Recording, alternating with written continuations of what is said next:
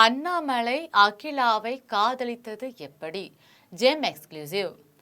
கர்நாடக காவல்துறையில் சிங்கமாக வலம் வந்த அண்ணாமலை குப்புசாமி தற்பொழுது தமிழக பாரதிய ஜனதா கட்சியில் பாயும் புலி போல் எதிர்க்கட்சிகளை வேட்டையாடி வருகிறார். திராவிட முன்னேற்ற கழகம், அண்ணா திராவிட முன்னேற்ற கழகம் ஆகிய இரண்டு கட்சிகளை விட்டால் தமிழகத்தில் வேறு மிகப்பெரிய கட்சி எதுவுமில்லை என்ற சூழ்நிலையை சுக்கு நூறாக உடைத்து பாரதிய ஜனதா கட்சிக்கு மிகப்பெரிய அந்தஸ்தை தேடி தந்திருக்கிறார் அண்ணாமலை. பார்ப்பதற்கு சாது போல் காட்சியளிக்கும் அண்ணாமலைக்கு பின்புலமாக எந்தவித படையும் கிடையாது. ஆனாலும் தனி ஒருவனாக அரசியலுக்குள் நுழைந்து தமிழகத்தின் மிகப்பெரிய இரண்டு கட்சிகளை விரல் நுனியில் ஆட்டிக் கொண்டிருக்கிறார் என்றால் அது மிகையாகாது.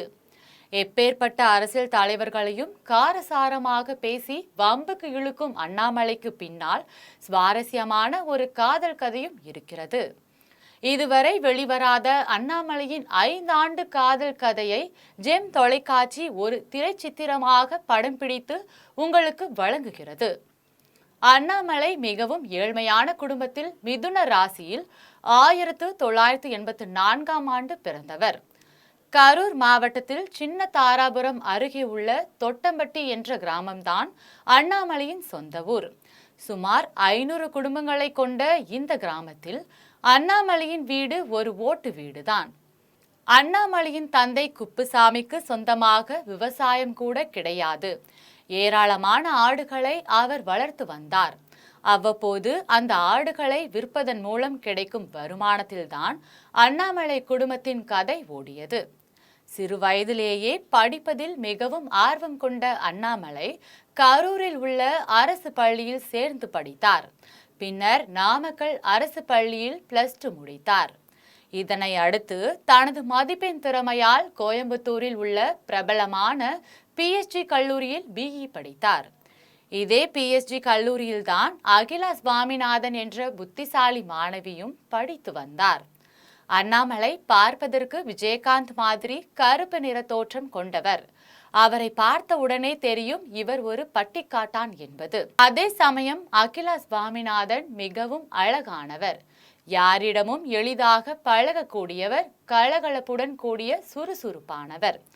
அண்ணாமலை மென்மையானவர் என்றால் அகிலா சுவாமிநாதன் பிடிவாதம் மிக்கவர்.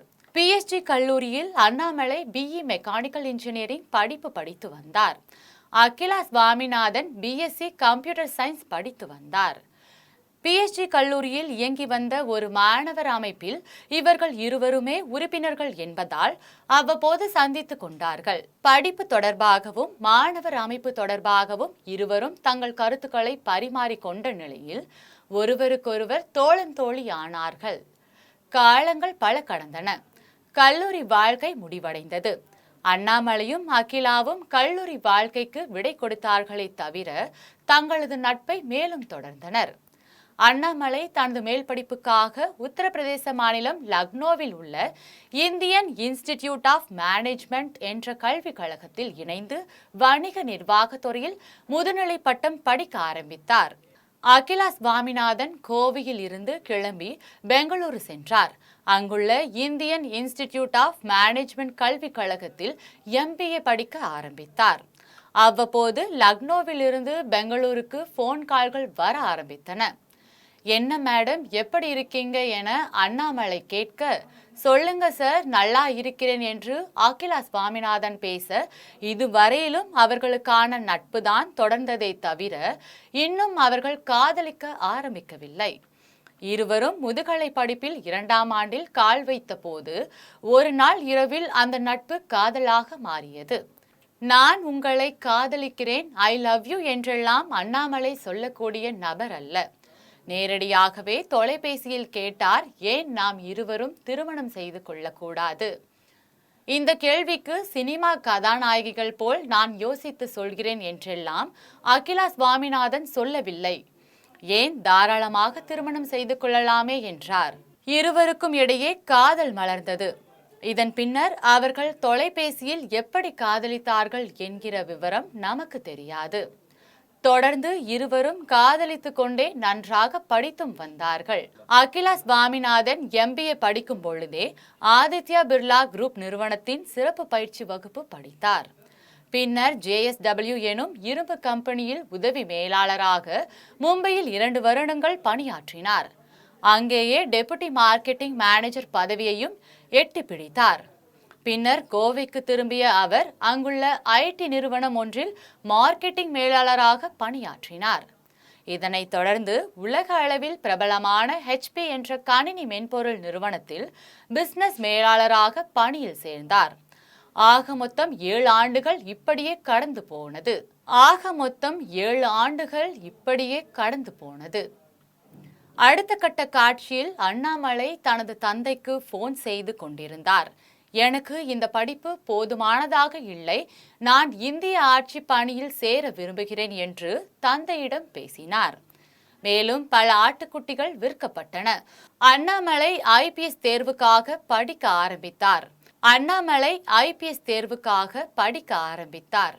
படித்து முடித்தவுடன் 2011ஆம் ஆண்டு கர்நாடக மாநிலத்தில் உள்ள உடுப்பியில் உள்ள கர்கலாவில் உதவி காவல்துறை கண்காணிப்பாளராக பதவியில் சேர்ந்தார். பின்னர் சிக்மகளூர் உயர் காவல்துறை அதிகாரியானார். 3 பகுதிகளாக வெளிவந்த சிங்கம் படத்தின் கதாநாயகன் சூர்யா போல் அவ்வப்போது மோட்டார் சைக்கிள்களில் சென்று போதை இளைஞர்களை வேட்டையாடி வந்தார். இந்துக்களுக்கும் இஸ்லாமியர்களுக்கும் இடையே நடைபெற்ற மோதல்களை பஞ்சாயத்து செய்து சமரசம் பேசினார். கர்நாடக பொதுமக்கள் அண்ணாமலைக்கு நிஜமாகவே சிங்கம் என்ற பட்டத்தை கொடுத்து அழைத்தார்கள்.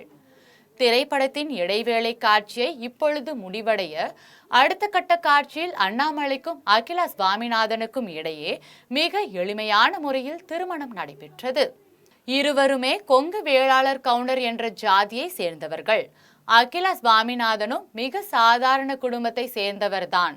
எனவே இவர்களது திருமணத்திற்கு எந்தவித எதிர்ப்பும் எழவில்லை.